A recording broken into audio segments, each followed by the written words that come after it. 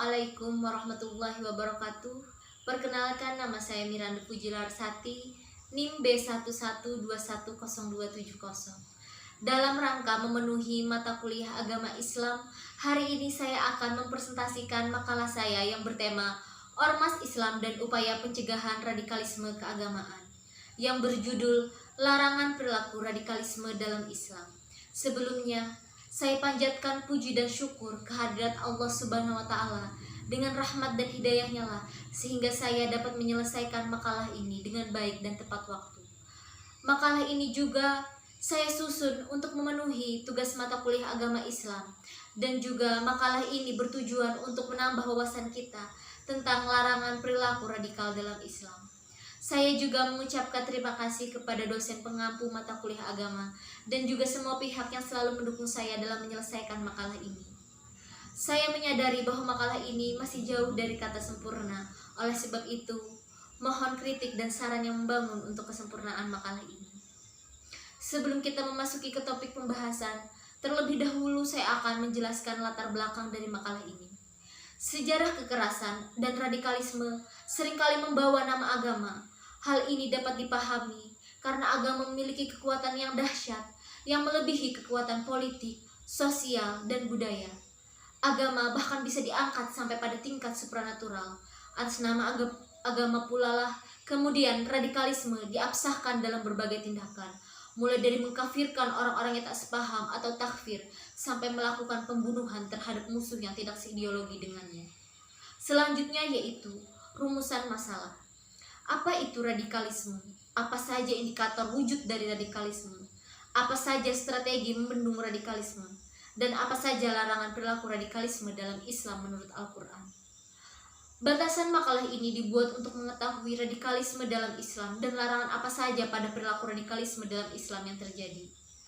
Tujuan makalah ini dibuat agar dapat mengetahui radikalisme dan sejarah radikalisme yang terjadi dalam Islam, dan untuk mengetahui sekaligus memahami larangan perilaku radikalisme dalam Islam. Manfaat makalah ini diharapkan dapat membantu menambah informasi tentang radikalisme dalam Islam dan mengetahui larangan perilaku radikalisme dalam Islam. Memasuki topik pembahasan, terlebih dahulu saya akan menjelaskan tentang radikalisme. Radikalisme secara bahasa berasal dari bahasa Inggris, yaitu radix yang artinya mengakar.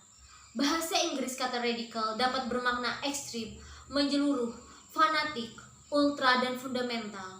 Sedangkan radikalis artinya doktrin atau praktek penganut paham radikal dan ekstrim. Kelompok radikalisme merupakan sekelompok orang-orang yang meyakini bahwa pemahamannya lah yang paling benar, sehingga orang yang berbeda pendapat dengannya adalah salah. Bahkan dalam perkembangannya, radikalisme menggunakan aksi-aksi ekstrim untuk mempertahankan dan mengembangkan pendapatnya. Radikalisme merupakan gejala umum yang bisa terjadi dalam suatu masyarakat dengan motif beragam, baik sosial, politik, budaya, maupun agama, yang ditandai oleh tindakan kekerasan, ekstrim, anarkis sebagai wujud penolakan terhadap gejala yang dihadapi. Selanjutnya yaitu indikator wujud radikalisme. Irwan Masduki menerangkan, wujud radikalisme keagamaan ditandai 6 indikator. Yang pertama yaitu sering mengklaim kebenaran tunggal dan menyesatkan kelompok lain yang tak sependapat. Klaim kebenaran selalu muncul dari kalangan yang seakan-akan mereka adalah nabi yang tak pernah melakukan kesalahan, padahal mereka hanyalah manusia biasa. Klaim kebenaran tidak dapat dibenarkan karena manusia hanya memiliki kebenaran yang relatif dan Allah lah yang tahu kebenaran absolutnya. Kelompok ini telah mencatut kewenangan Allah. Selanjutnya yang kedua yaitu radikalisme dapat menyulitkan umat Islam. Praktek keagamaan yang cenderung berlebihan, perilaku keberagaman yang lebih fokus pada persoalan ibadah sunat dan mengesampingkan yang wajib. Yang ketiga yaitu mengabaikan konsep gradual dalam berdakwah. Umat Islam yang masih awam merasa ketakutan dan keresahan. Petunjuk Al-Quran dalam surah Al-Baqarah ayat 85, summa antum haula, sangat tegas bahwa Allah menghendaki hal-hal yang meringankan dan tidak menghendaki hal-hal yang memberatkan umatnya. Yang keempat yaitu kasar dalam berinteraksi, keras dalam berbicara, dan emosional dalam berdakwah. Ciri-ciri dakwah seperti ini sangat bertolak belakang dengan kesantunan dan kelembutan dakwah Nabi. Yang kelima yaitu kelompok radikal mudah berburuk sangka kepada orang lain di luar golongannya. Mereka senantiasa memandang orang lain hanya dari aspek negatifnya dan mengabaikan aspek positifnya. Hal ini harus dijauhi oleh umat Islam, sebab pangkal radikalisme adalah berburuk sangka kepada orang lain. Berburuk sangka adalah bentuk sikap yang merendahkan orang lain. Kelompok radikal seringkali tampak merasa suci dan menganggap kelompok lain sebagai ahli bid'ah dan sesat. Yang keenam yaitu mudah mengkafirkan orang lain yang berbeda pendapat. Di masa klasik, sikap seperti ini identik dengan golongan Khawarij. Kemudian di masa kontemporer, identik dengan Jamaah Takfir wal Al-Ijrah dan kelompok-kelompok Puritan. Selanjutnya yaitu strategi membendung radikalisme keagamaan. Pada dasarnya, paham radikalisme pada agama Islam tidaklah menjadi suatu masalah selama masih sebatas ideologi saja bagi penganutnya. Akan tetapi, ketika ideologi tersebut bermetamorfosis menjadi aksi teror dan tindak kekerasan yang mengancam keselamatan jiwa masyarakat dan instabilitas negara. Saifuddin dalam penelitian yang berjudul Radikalisme menjelaskan bahwa di kalangan mahasiswa menghasilkan narasi bahwa perguruan tinggi umum lebih mudah menjadi rekrutmen gerakan-gerakan radikal, sementara perguruan tinggi berbasis keagamaan dianggap lebih sulit. Tetapi juga perlu didesain suatu pendekatan semesta di mana semua stakeholder bergerak secara bersama-sama, efektif, efisien, terukur, konsisten, terintegrasi, terlembaga, dan berkelanjutan.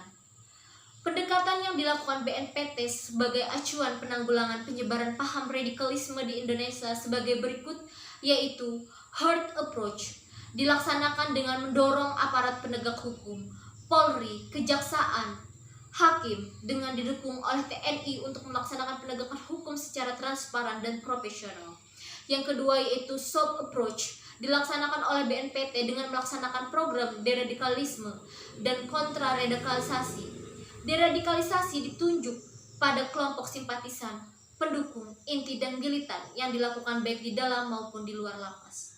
Tujuan dari deradikalisasi agar kelompok-kelompok ini militan, simpatis, dan pendukung meninggalkan cara-cara kekerasan dan teror dalam memperjuangkan misinya. Selanjutnya yaitu kedua pendekatan tersebut untuk mengatasi radikalisme yang bersifat preventif, primitif, dan represif. Memasuki larangan perilaku radikalisme dalam Islam. Yang pertama yaitu menurut Al-Quran, Islam adalah agama yang mengajarkan tentang pentingnya kedamaian dan rahmat bagi semua makhluk. Kata Islam dalam Al-Quran disebut sebanyak 6 kali. 3 diantaranya bergandengan langsung dengan kata ad-din yang artinya agama. Yang kedua yaitu Islam melarang adanya tindakan pemaksaan dalam memeluk agama. Kecenderungan beragama merupakan gejala universal karena merupakan fitrah manusia. Fitrah manusia untuk beragama ini telah ditegaskan juga dalam Al-Quran. Yang ketiga yaitu Islam menekankan pentingnya sikap toleransi dan menghargai perbedaan terdapat pada surah Al-Kafirun yang berbunyi lakum dinukum waliyadin, untukmulah agamamu dan untukkulah agamaku. Isi ayat tersebut menceritakan keragaman dan perbedaan dalam kehidupan adalah sunnatullah, law of nature. Yang keempat yaitu Islam tidak membenarkan tindak kekerasan dan teror, larangan berperilaku kasar, melakukan tindak kekerasan. Yang kelima yaitu seorang muslim tidak boleh mengkafirkan muslim yang lain. Rasulullah bersabda, siapa yang menuduh seorang mukmin dengan kekafiran adalah sama dengan membunuhnya. Hadis riwayat Bukhari. Pada sisi lain Rasulullah bersabda, tidaklah seorang memvonis orang lain sebagai fasik atau kafir, maka akan kembali kepadanya jika yang divonis tidak demikian. Hadis riwayat Bukhari. Dua hadis ini memberikan ketegasan. Mengkafirkan orang lain yang tidak sepaham sangat bertentangan dengan Al-Quran dan Sunnah Nabi. Artinya, Islam tidak memberi ruang pada tindakan radikal. Jadi, kesimpulan dari makalah ini yang pertama yaitu tindakan radikal dengan mengatasnamakan agama Islam justru menodai agama Islam itu sendiri. Yang kedua yaitu Islam adalah agama rahmatan lil alamin dan dipenuhi dengan nilai-nilai toleransi. Yang ketiga yaitu Islam selalu memberikan solusi atau setiap hal yang terjadi melalui berbagai pihak. Yang keempat yaitu Al-Quran tidak sama sekali memberikan pembenaran terhadap perilaku radikalisme agama.